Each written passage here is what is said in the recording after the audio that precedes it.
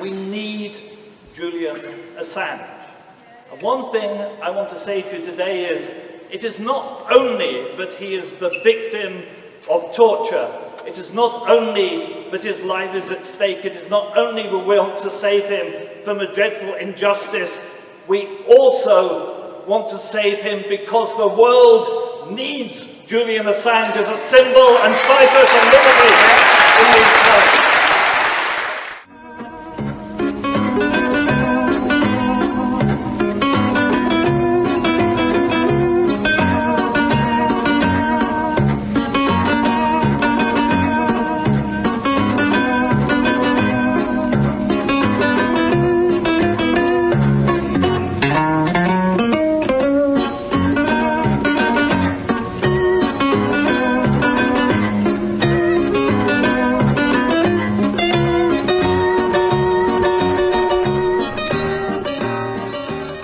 Okay, that was Craig Murray, former UK ambassador to Uzbekistan, historian, human rights crusader, political prisoner, Renaissance man, and he'll be joining us in just a minute. I'm Randy Critico. This is Randy Critico Live on the Fly here on 99.5 FM in New York City. And as Reggie said, try to get that package, Slavery by Another Name. Call that number, 212-209-2950. It's vital.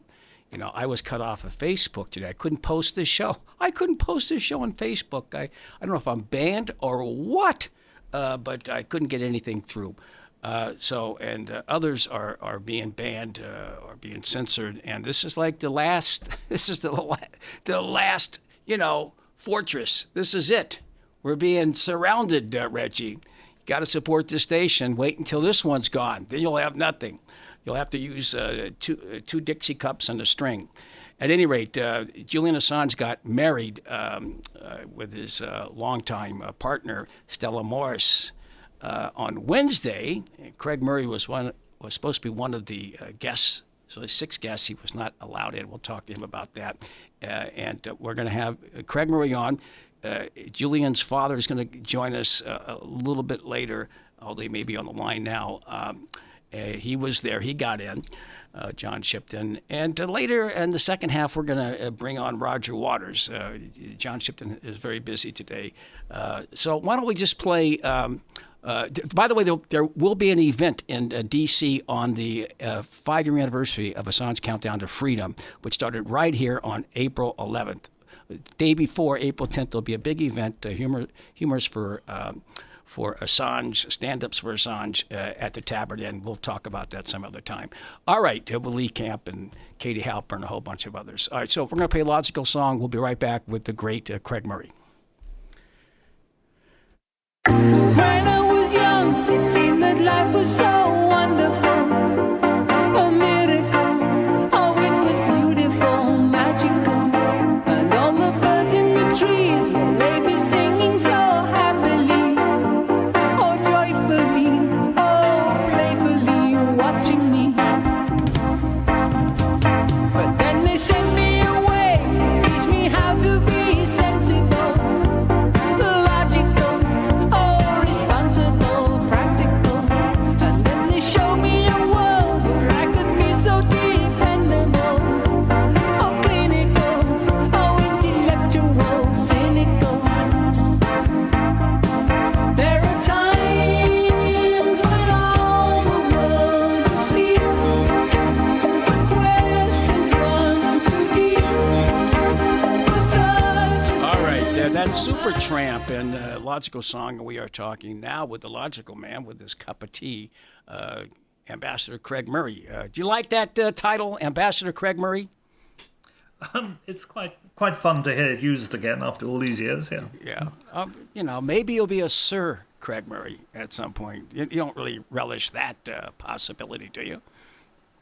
No, I'd been offered honours by the Queen 3 times during my career, and I turned them all down because I don't believe in that kind of thing. Wow. Do you know what's his name got one? Flashman got, I think, is it an OBE or something like that? Colonel Flashman? He was called Sir Henry Flashman, right? Anyway, Craig Murray, we're going to be joined by John Shipton in between our conversation because he's got to go. He's got a bunch of things happening, and I don't know where to start with you. I spoke to you the other day at seemed like a very festive party after the wedding. But the wedding itself, Craig, can you give us an overview of what took place that day? Because I know you were supposed to get in and you didn't get in. Yeah, I mean, obviously, John did get it, and he's better able to tell you about the wedding than I am. But it was a joyous occasion, despite the attempts by the authorities to mess things about as much as they could. And one of the things they did to mess things about was when they were given the list of who was invited, to say that certain people weren't allowed to attend. One of whom was me, and that was a very unpleasant shock. And I was told that I wasn't allowed to attend, or Julian and Stella were told that I wasn't allowed to attend because I was a danger to the security of the prison, which I really found quite amusing, given that it's a maximum security prison housing Britain's most dangerous terrorists. I actually feel quite flattered by the idea that I'm a danger to the security of the prison. I saw that, and it just beyond bemuses me, it confuses me. How is that possible? Also, they said that you were a journalist, which they said you weren't when you were framed on some charges 8 months ago. But now you are a journalist, so you can't get in. That just it is so confounding. Did you try anyway to get in? I'm Schrodinger's journalist, apparently. I'm a journalist when they think I'm a journalist. No, I didn't sort of attempt to. And this is only it's a nuisance, and it was part of a process of messing Julian around, of which things like not allowing him to have a photographer and not allowing photographs to be published. So, there are other things as well. But I don't want all of this to detract from the happiness and joy of the occasion, because, in a situation where this man has been subject, in effect, to torture and extreme detention for years and years and a deprivation of his liberty for no good reason whatsoever, this was a day where love triumphed over adversity. So I don't really want to concentrate on the petty cruelties, which even on his wedding day they were trying to heap upon him. I'd rather concentrate on the fact that we managed to transcend that cruelty on this occasion. The event that night, I guess it wasn't at the Great Harry's; it was someplace else over there in Belmarsh. But were people pretty much upbeat in some way? Because it actually transpired. I think that's right. I mean, Stella described the experience of the whole day as bittersweet, and I think obviously that's true. I mean, I can't imagine what it's like to marry the love of your life and then immediately be forcibly parted from them.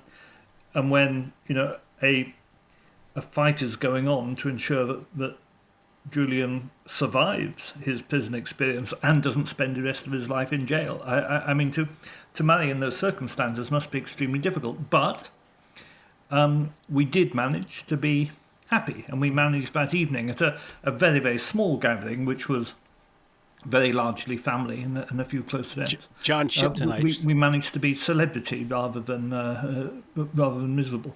Well, I posted a picture today. I know who was at that event afterwards and actually got in, and that's the father of Julian Assange, John Shipton. And last time I saw you two together was at the trial of Assange, the first segment of it way back on February 24th, 2020. And John Shipton is in London right now, and I think he's on the line. John, do we have you? Yes, hi, Randy, hi, Craig. I'm in Rome. Oh, you're in Rome. Oh, that's yeah, right. You might hear some opera in the background. The neighbours are playing. Yeah. Oh. Well, we got Craig on the other line. Craig did not get in. That must have been a drag for everybody. And so you're the only one that I'm speaking to right now who actually got to see Julian Assange. And can you tell us, our listeners, what the experience was like for you? Oh, well, the interminable searching, and then they got us upstairs into a room alongside the chapel. We weren't allowed to go into the chapel because it's a secular service, even though we had a Catholic service afterward. It's pretty tedious. What can I say? It's a maximum security jail. The firmest, if that's the right word, in the UK. That's not a pleasant place. But I suppose what I would do is take Craig's example and say, all right, we have a circumstance here where love has triumphed over 13 years of ceaseless. And this is the United Nations statement, arbitrary detention extending over 13 years. On Palm Sunday, it'll move into the 14th year of arbitrary detention. And within that 14 years, the United Nations Rapporteur on Torture and Unusual Punishment declares witnesses, we all witnesses, Craig witnesses, I witness, you witness, that the interior of that 14 years is psychological torture. Oh, that is an enormous burden for love to overcome, and it did. And clearly did, for there was, as they embraced and the priest said, you may kiss the bride, they kissed, and everybody in the room, as usual, hooted. And then after they stopped kissing, Gabrielle said, was it wet? And so the, boyish masculine humour and the beauty of the bride and the joy of them embracing. Actually, it was a bit of a shock to see them kissing because you can't imagine anybody kissing in that place. You know why? It's sort of like kissing band here. You've just walked into hell. No kissing. That sort of feeling. So I was shocked. But, yeah. Hey, Craig, you can jump in at any time here. I know you guys spoke the other day, but if you have anything you want to ask Mr. Shipton, feel free. Thanks. I've had the opportunity to, get an account of it all from John, so I've nothing there to ask. But I would certainly say, one of the great things for having been in jail myself, one of the great things for Julian must have been that he was actually allowed to hug his family, because certainly, normally at prison visits, no physical contact is allowed. And after you've been there, I was only there for a few months. Julian's had years and years of it, but you yearn for that human contact. It's extremely important to you. So this was, as John says, a day that broke some of the bounds, and I'm sure was of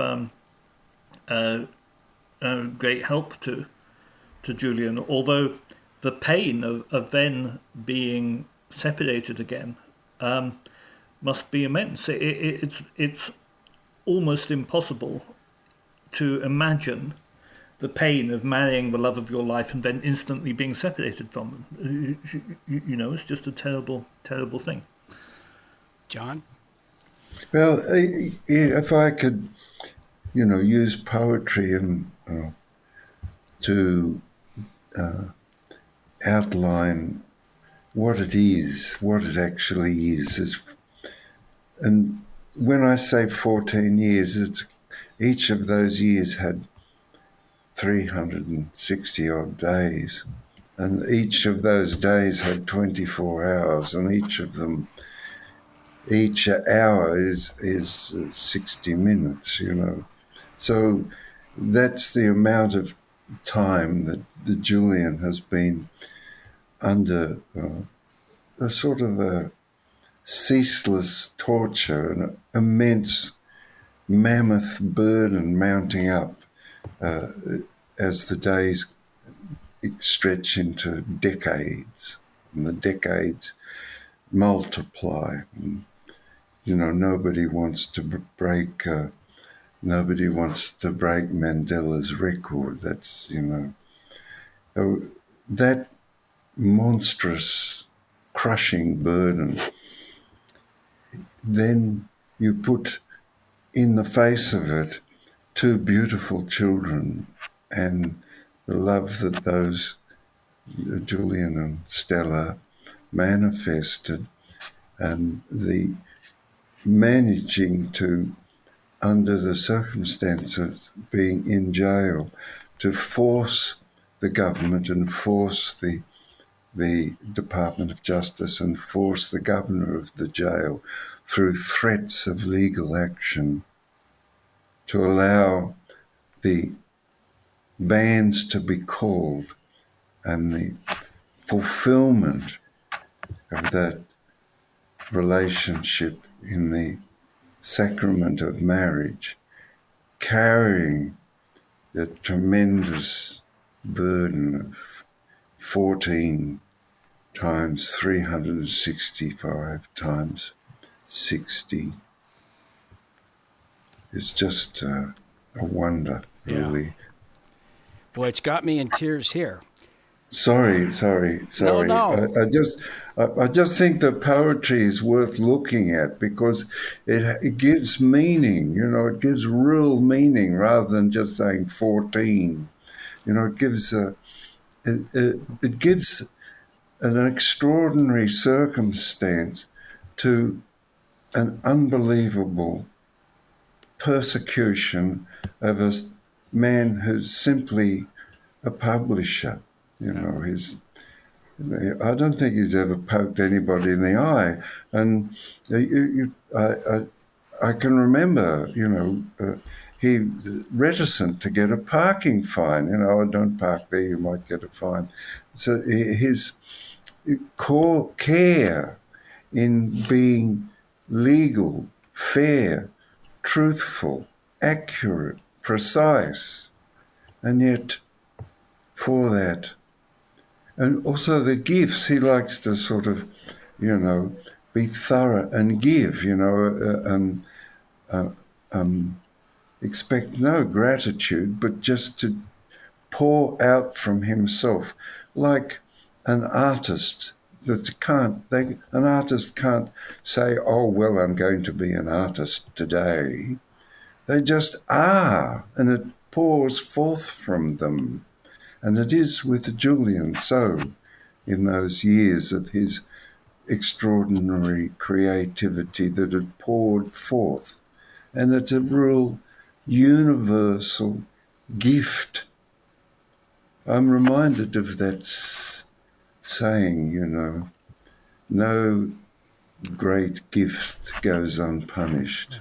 I don't understand life really, but there it is. Right. I'm Randy Credico. This is Randy Credico live on the fly here on 99.5 FM in New York City, WBAI, WBAI.org. We're talking with John Shipton, the father of Julian Assange, and former Ambassador Craig Murray. Craig Murray, when I listen to John and he talks about all of these wonderful attributes of his son, you, outside of his family, I don't think anybody has gotten to know him better than you over the last 12 years. Just give us an encapsulation of the kind of character that you witnessed in those years that you were around in the embassy of Julian Assange. I think the first thing to say about Julian, which people don't immediately realise, is that he's very funny. He's very good company and very sharp and amusing. And he doesn't take himself enormously seriously. He's very genuine about what he's trying to do. He's very, very earnest in his mission to make society better by means of giving the public more access to truth and believing that the truth really can set people free, and that knowledge of the truth will stop wars, among other things. About all that, he's very earnest, but it doesn't mean that he views himself as a tremendously important person or is self-important in any way. He's not. He's a very very affable, very friendly, very amusing companion, and with an enormous intellectual curiosity, and likes to discuss things and talk things through, as we often did together, where you feel that you're not starting from a fixed position. You're trying to understand and work through the issues and decide what you think about it. And I like that intellectual curiosity in Julian. And very, very good company, and not in the least offensive. The last person to be trying, as John has said, to hurt anybody. I can't imagine Julian setting out to hurt anybody. It really seems quite awful that somebody like him should be suffering in this way. Well, why hasn't the British government, how come there's nobody there within that entire system that said, all right, let's ease up a little bit here and give them some space, let them get a picture taken, let them expand the amount of people coming in? Why are they so heavy-handedly cruel, Craig? I think the enormity of the threat which Julian posed to, if you like, the established order, the idea of giving citizens direct access to first-hand documents and sources of information, rather than that being filtered to them through the mainstream media, the fact that he did that, WikiLeaks has done it in many contexts, but of course including in the context of illegal war, torture and war crimes by the United States. All that was such a fundamental threat to the established order that I think he had to be, as far as they were concerned, he had to be dehumanized and destroyed. I think it really is no more than that. The severity of their treatment of him is proportionate to the danger which they believe he poses. John, do you want to say something about that? Yes. Well, the antipathy of the judiciary, it just make the point before we go any further that Julian has done nothing illegal, okay? There's nothing illegal in what he's done. And demonstrate that by the other publishers publishing simultaneously the same information, and they remain unprosecuted. So there's nothing illegal in what he's done. The next point is that the Nuremberg Code quite clearly states that if somebody says you to commit a crime, you are responsible for that crime yourself. You can't say X told me to do it as an excuse.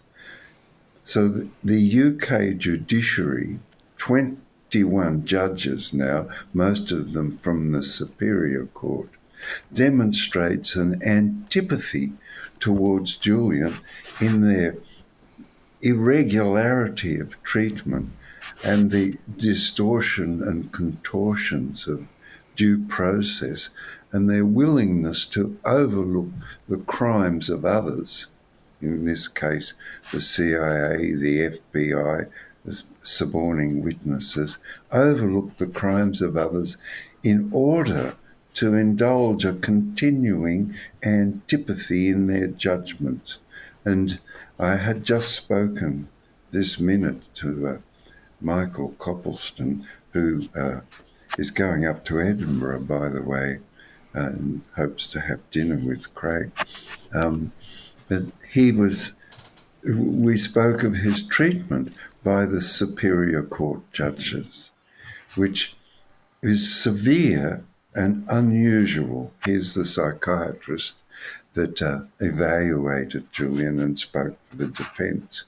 And he experienced in the higher courts a reputational tarnishing that has never, ever happened to him before in 40 years of appearing as a witness in cases where they needed a review of a defendant's psychology. Never happened before. So the antipathy of the judiciary and their contortions of due process and their allowing of irregularities. I remember during the court case, Craig was there with me, sitting alongside me, and with the secondary indictment, defence witnesses received the prosecution bundle of 800 pages a couple of hours before they were to give testimony. And the judge said nothing. No, this is usual. One after the other. You find these cases where the judge sees fit to indulge contorted, strange due process and irregularities of witness testimony. It's disgrace, actually. They ruined the reputation of the Swedish prosecuting authority to the point where in Sweden there's all sorts of essays and inquiries as to what happened. Having ruined the Swedish prosecuting authority reputation for the administration of law, now you can cast your eye past the work of 21 judges in the case of Julian Assange and have the same feeling that they're committed upon themselves a disgrace and upon Julian Assange a continuing injustice. It's very well said. We're talking with John Shipton and Craig Murray. Craig Murray, before we take a quick break, and I hope you both can stay, Roger Waters is going to come join us in about 5 or 6, 7 minutes. This is a very serious show. And I want to ask you, Craig, you went through a Kafkaesque legal process yourself, and you ended up in a bad prison. They're all bad, especially when you're there and you can't see your kids, you have a newborn. What was it like, just the 3 months? Did it seem like an endless quagmire that you were in, that you were never going to get out? What were the conditions, and what did it do to you psychologically? Well, it was very difficult. It was 4 months, in fact, I was there. I was in a much better position than Julian in that it wasn't endless. I knew it was for 4 months. I knew from the start the day I would get out was Julian has faced this process that goes on for years and years, and the process itself is a part of the punishment in Julian's case. But it's extremely horrible. One thing we had in common was, I was confined in a cell 12 feet by 8 feet for 22 and a half hours a day, minimum, sometimes longer. Effectively in solitary confinement, not able to have meaningful contact with anyone. That is very hard indeed. I was able to see family once for half an hour every 3 weeks. That was my visiting allocation. These are deliberate and cruel and vindictive punishments of a quite extraordinary kind to visit upon journalists. So I have some idea of what Julian is suffering, but not really, because, as I say, his ordeal is indefinite, which must be the worst thing of all, and has gone on for years and years and years. Yeah, it really is really a tragic situation. And Craig, just quickly, was there in your head a breaking point? Like, I mean, how long do you think you could have remained in a situation like that where it was like, you go to the other side? That's hard to say. I'm glad to say that I believe I've come out of it without any sort of enduring trauma, and you adapt to where you are. I found the individual guards were all extremely kind to me, as were in fact all the prisoners with whom I came in contact. They were unfailingly kind and pleasant to me.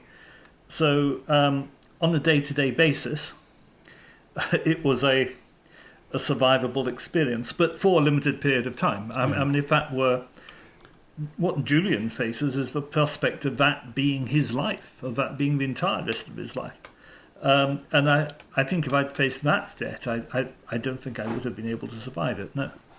He's an extraordinary, resilient man. All right, you guys, can you please stay? We're going to take a quick break here. And Roger, who's been a big supporter of Craig and John and Julian and me, and he's been one of the great activists of our time and the most productive and profound maker of music, as I say, the last in my lifetime. We'll be right back after this quick break with Roger Waters and Craig and John. The Eastern world, it is exploding, violence flaring, bullets loading. You're old enough to kill, but not for voting. You don't believe in war, but what's that gun you're toting? And even the Jordan River has bodies floating. But you tell me over and over and over again, my friend, you don't believe we're on the eve of destruction.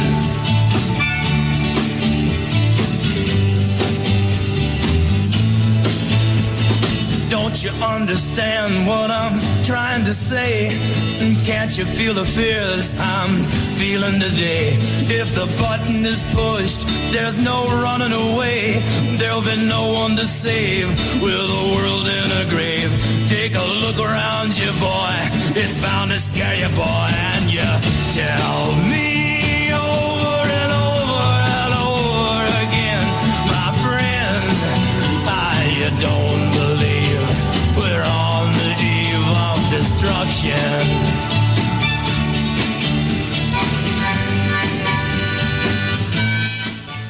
Okay, eve of destruction.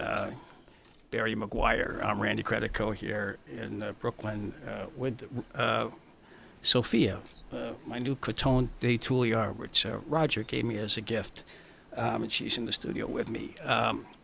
At any rate, we are talking with John Shipton, the father of Julian Assange, and Craig Murray, and let me know when Roger gets in there, and he's calling in. John, what I forgot, I didn't forget, I was going to ask you this, and I think people want to know, you were around him for 2 hours. What was it like? What was his parents like and his attitude?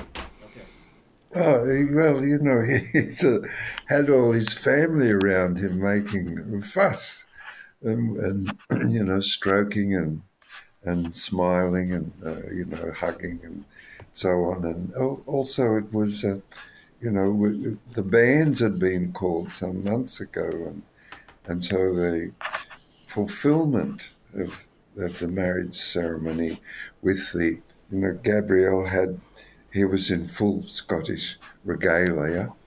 His mum is a Scot.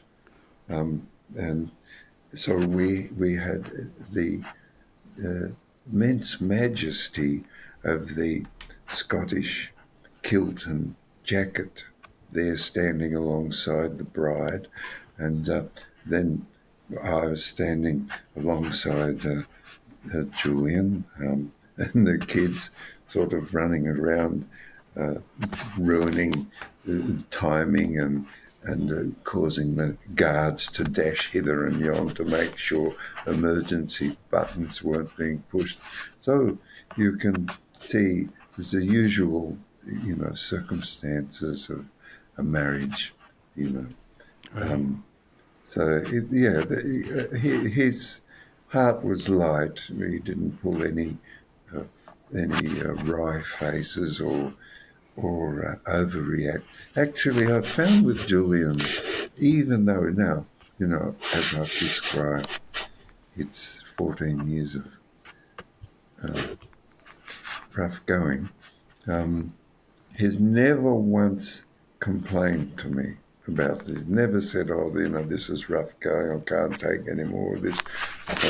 He just once, on June 2019, he said, will I come back and help with the fight? And that's the only time he's ever asked for anything.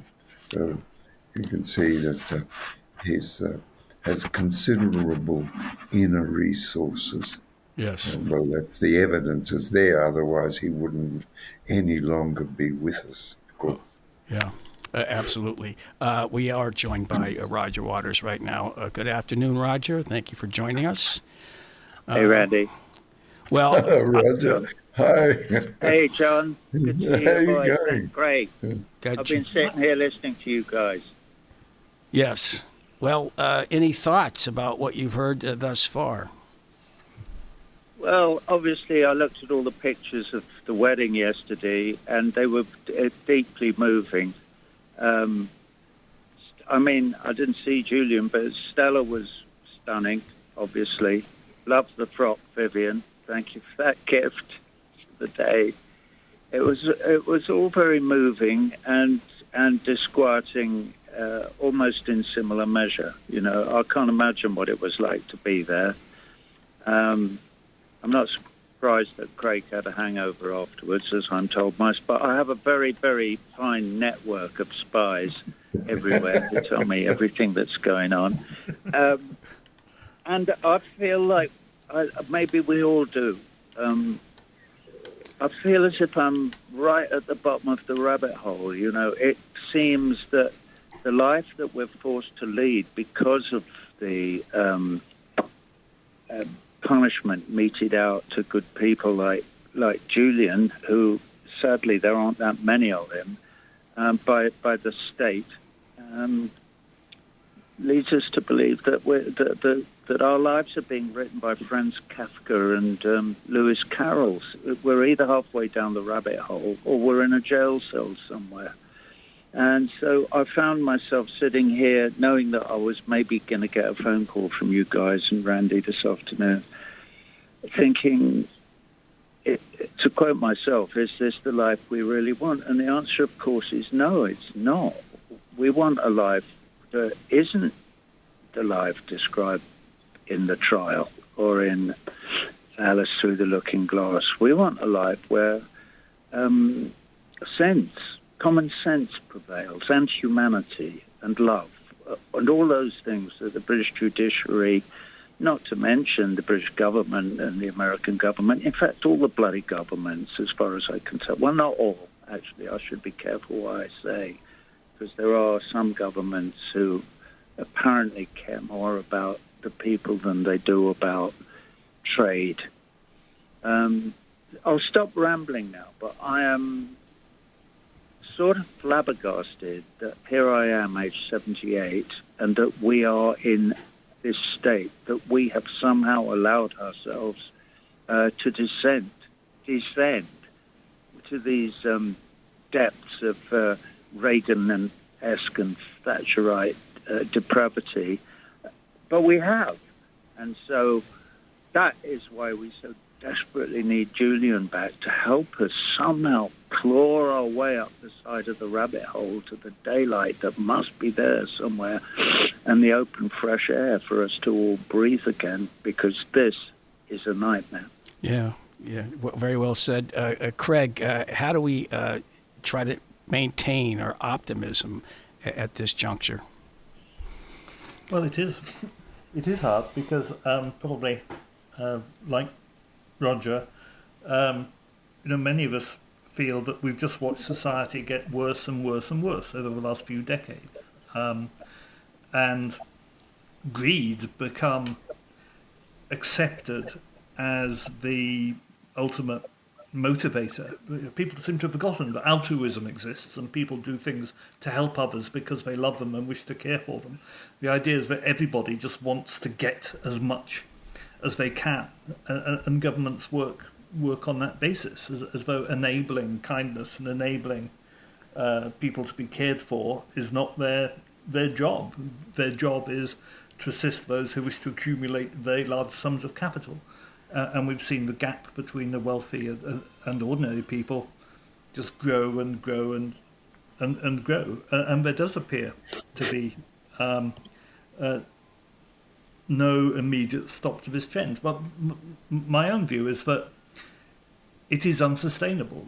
You know, when you reach a stage where you have people, even in countries like the United States and the United Kingdom, who are literally starting to not be able to afford to eat, who are in danger of actually dying of malnutrition because they have no money. And you have other people who are accumulating fortunes of anything between, you know, 10 and $100 billion. That's an unsustainable situation. And in the end, you're going to reach a stage where people simply revolt because they're not prepared to starve to death while others prosper. I'd much rather we returned to a society where ideas which certainly in the UK were accepted, like utilities and major public industries of major public benefit being owned by the state, like social provision for all, like people being able to go to university without paying for it. I'd certainly like to believe we can get to a stage where we return to that without having to go through any kind of violent revolutionary movement in the meantime. But it's very hard to see that coming. I'm sorry, we've moved a long way from discussing Julian. But yes, we have. But well, no, we haven't. We haven't, because everything that you've just said, Craig, shows us how desperately we needed WikiLeaks when it was there, and we need it to be reinstated now that it's not there, because we live in a world that is ruled entirely by state propaganda in connivance with the mainstream media and so on and so on. So we desperately, desperately need Julian, and that is why they are behaving with such criminal contempt in his case, because they're scared of him, they're frightened, they are terrified of the idea that Julian's trying to propagate, that we, the electorates in all these supposed democracies, need information so that we can make informed decisions about the life we really want, and explain to our political leaders that that is what we want, that what Craig's just described is what we want, what you and I believe in and what Julian believes in is what we, the people, want and need and demand. They're scared. They're so frightened. So I hope Craig is right that we're teetering somewhere near the tipping point where common sense and the power of love will take over from commerce, and that we will find it within our hearts to demand this change in the state of affairs that's extant in the world at the moment. I'm Randy Credico Live on the Fly here, talking with Craig Murray, Roger Waters, and John Shipton. I want to ask you, I think there's an element of optimism that you always carry around. You've gallivanted around the U.S. You're indefatigable. What keeps you going here? And I know you're going to continue to go forward. Just the poetry of life. If I know this may use a musical term, it may strike a chord, but in the Middle East over the last 20 years, an academic in Melbourne, Australia, who specialises in excess deaths, calculated the direct deaths in the 20-year period of the destruction of 7 countries are around 6 million souls, 6 million people. And the Brown University calculates that there are 36 million people, refugees, looking for homes because their communities have been destroyed. Well, the flux, and one other element, is that offences against the children cannot be forgiven. Now, that doesn't mean to say that there's somebody sitting up in the sky watching. What it is an analogy that if you offend against children, you offend against the future of your being. As a consequence of what I described, the millions of people dead and the pall of grief that sits above the Middle East, a dark cloud. The flux of life itself will not bear these insults. And you can see now that the United States in its foreign policy and the United Kingdom in its foreign policy staggers from bad to worse, from threat to clumsiness, from loud screamings against China and Russia about this and that and the other. You see, that indicates that they are flailing. The flux of life simply will not bear, and you can have examples in history of Belgium and the deprivations that the Belgians committed against the Congos. They destroyed the lives of many people and ruined the communities. And now you see Belgium, it does barely exists. It only holds together because the EU and NATO have headquarters in Brussels. Otherwise, it would have disappeared and gone to dust. Right. And so that is what motivates me, keeps me going, because I believe that the flux of life will not bear these profound insults against its being. Well, by the way, the name of the book is King Leopold's Ghost, about Belgium, by Adam Hochschild, who was on this show a couple of years back. Craig, there's two questions. I don't know which one to ask. One, what are we missing without Julian right now? What is the world missing without Julian? And is the U.S. and maybe the UK failed states, empires that are like going into the sinkhole, and all of this stuff that they're doing is an act of desperation? Well, on the first, we're missing Julian's leadership on many issues. What I've discussed with him, and I would most like him to be able to lead us on again, is recovering internet freedom, because WikiLeaks really flourished at a time when internet freedom appeared to be really revolutionizing the world. That has changed. It's become hardened. The corporate gatekeepers like Twitter and Facebook, I suppose Instagram, TikTok, these corporate gatekeepers have come really to dominate internet traffic and control the flow and control what can be said. They all have highly establishment figures now deeming what is true and what is not true, often in a very controversial way, and what you're allowed to say and what is beyond the limit of what ought to be said in their view. And the internet freedom has never been so under threat. In fact, and the extent to which it can be said to exist at any significant level anymore, I think is limited. And I think that this is precisely the area of Julia's expertise and the sort of thing he could be helping us with.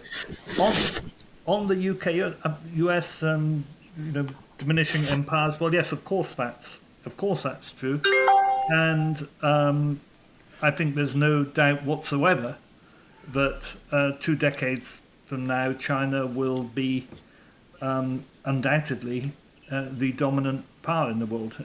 how precisely China will use that power and authority, I'm not quite sure. The days of the dollar as the currency of reserve are obviously very much limited. China could already, with the dollars it has spare, could already buy up every share in every company on the FTSE index if it wished to. So the world is changing, and we are seeing the lashing out of declining powers, a little bit like the kicking legs of the dying cockroach. Right. Roger, what do we discuss this all the time. What do we do from here in the case with Julian Assange? I mean, I do this radio show, I do comedy shows, and what little I can do, and everybody does something. There'll be a rally here, a rally there. Not that many people show up. What is a prescription that you could give us here in terms of how people can help? Well, Randy, if I knew the answer to the $64,000 question, I would tell you in a heartbeat. Believe me, somewhere it is carved in my heart. But how to communicate it, how important this wonderful man is to the rest of us, I don't know. John was talking about poetry, and I just threw this up on my screen here. Because this is a poem of mine, and unashamedly I'm going to read it. I'm not sure how relevant it is, but it's something I wrote after G.W. Bush was elected for the second time. I just want that thing when voices join in harmony, and in that fleeting moment, meaning coalesces there. All dark dissolving clouds the alleyways no more, and fresh bread scent of home pervades the air. No sandal soles in dust of broken homes, nor calloused toes heap bloody from the garment hem, and all the big parades and shock and awe, and swagger on the carrier's deck, and medals jangle helpless in the face of what is fair. I just want that thing. When friends draw in, some living, some bygone, some missing, none forgotten, all beloved, everyone. Then hurl the glass into the fire and well up, unashamed, my heart, beyond the reach of fear and faith, blind, bigoted and drear. And then across the great divide rise men and women unafraid to dash in loss their bracelets at the wall. And hearing them, hope holds me in its thrall. I just want that thing when empathy prevails, when man evolves beyond the crass and reason comes of age. Wow. When dogma, cant, and witchcraft are all banished to the past.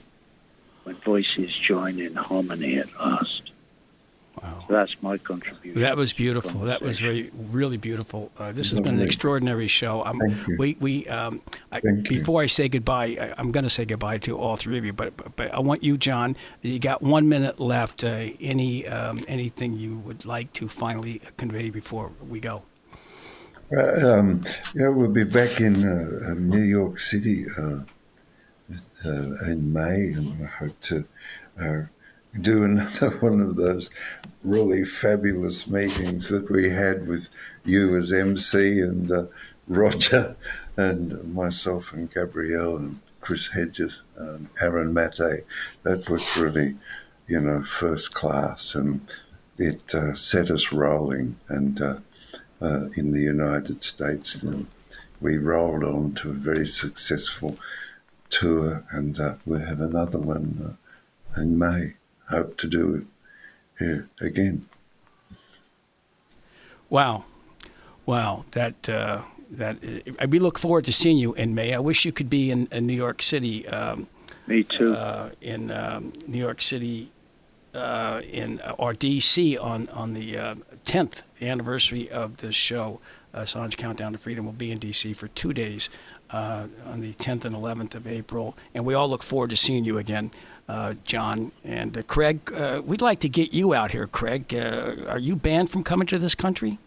No, I'm one of the few British people who actually has an American visa. You normally don't need them, but I have a 10-year American visa. All right, we're going to get you here.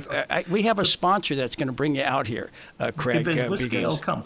But I have one thing I want to tell Roger, which is that when I was in jail, a gentleman from Germany sent me a piece of paper with the word "resist" printed on it, which had been fired into the ear at one of your concerts.